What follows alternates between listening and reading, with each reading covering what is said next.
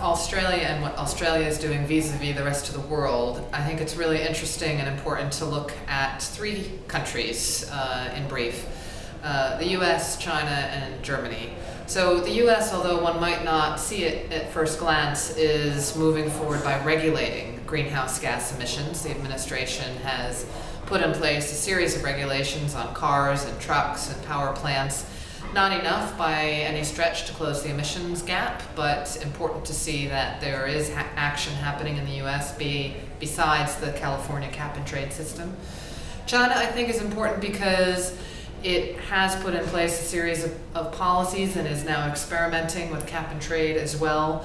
I think China is on the cusp of really trying to decide whether this low carbon future is going to be the pathway to help it transition its economy from a very resource intensive economy into something that's much higher tech. And so the next few years in China are absolutely crucial, but they're working hard to implement climate policies.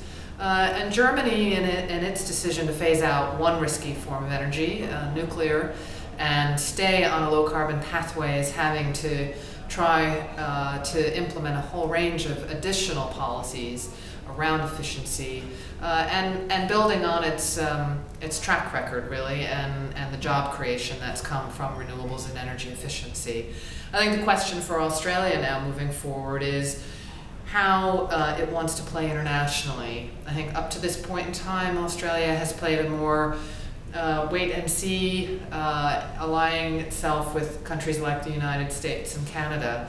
There's a new coalition that's emerged out of the Durban Conference of the progressive countries and the vulnerable. Is Australia going to work with those countries to find the most ambitious way forward to stay below 2 degrees, which it states is in its national interest?